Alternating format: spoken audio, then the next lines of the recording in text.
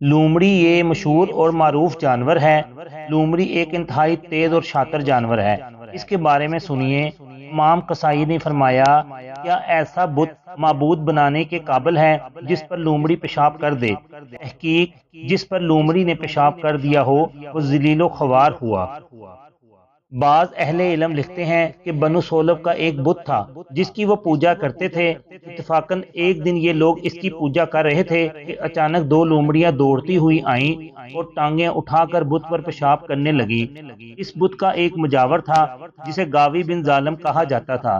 اس کے بعد بت توڑ دیا۔ اس کے بعد وہ نبی کریم صلی اللہ علیہ وآلہ وسلم کی خدمت میں حاضر ہوا۔ اس نے نبی کریم صلی اللہ علیہ وآلہ وسلم نے فرمایا، تیرا نام کیا ہے؟ اس نے جواب دیا، گاوی بن ظالم۔ آپ صلی اللہ علیہ وآلہ وسلم نے فرمایا کہ نہیں، بلکہ تم راشد بن عبدربہ ہو۔ لومڑی کے متعلق اور بھی اسی طرح بتوں پر پیشاب کرنے کے کچھ واقعات بیان کیے گئے ہیں۔ نبی کریم صلی اللہ علیہ وآلہ وسلم نے فرمایا، جس کا مفہوم یہ ہے کہ لومڑی درندوں میں سے سب سے زیادہ شریر جانور ہوتی ہے۔ لومڑی کمزور، بزدل اور مکار درندوں میں سے ہے، لیکن یہ خبائث اور مکروہ فریب کی وجہ سے بڑے بڑے درندوں کے ساتھ دوڑ لیتی ہے۔ لومڑی اپنے لیے رزق کی تلاش اس تدبیر سے کرتی ہے کہ مردہ بن کر پیٹ کو پھلا لیتی ہے اور اپنے پاؤں کھڑے کر دیتی ہے تاکہ جانور یہ سمجھیں کہ واقعی لومڑی ہلاک ہو چکی ہے۔ چنانچہ جب کوئی جانور لومڑی کے قریب آتا ہے تو یہ جھپٹ کر اسے شکار کر لیتی ہے، لیکن لومڑی کا یہ ہیلا کتے پر نہیں چلتا۔ ایک مرتبہ کسی نے لومڑی سے کہا کہ تم کتے پر زیادہ حملہ کیوں کرتی ہو؟ لومڑی نے جواب دیا، میں کتے پر اس لیے زیادہ حملہ آور ہوتی ہوں کہ کتا دوسروں کے لیے شکار کرتا ہے اور میں اپنے لیے شکار کرتی ہوں۔ جاہز نے کہا کہ لومڑی کا اصل ہتھیار دھوکہ، فریب اور مردہ بن جانے کی صلاحیت ہے۔ لومڑی کا ہتھیار واقعی کارگر ثابت ہوتا ہے۔ لومڑی کا ہتھیار حباری کے ہتھیار سے زیادہ کارگر ثابت ہو سکتا ہے۔ اہل عرب کہتے ہیں کہ فلاں لومڑی سے زیادہ مکار ہے۔ لومڑی کی یہ عادت ہے کہ وہ شکم سیر ہونے کے باوجود جب کبوتروں کے برج پر داخل ہو جاتی ہے تو کبوتروں کو ہلاک کر کر پھینک دیتی ہے، اس لیے کہ جب اسے بھوک محسوس ہوگی تو انہیں آ کر کھا لے گی۔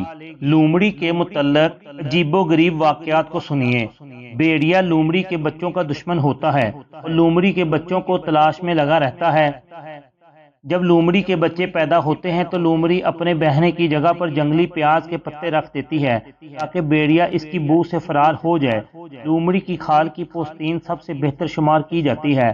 لومڑی سفید، کالی، کھلنجی مائل ہوتی ہے۔ ایک مرتبہ نوح بن منصور سامانی کی خدمت میں ایسی لومڑی بطور ہدیہ پیش کی گئی جس کے بال کے 2 پر تھے۔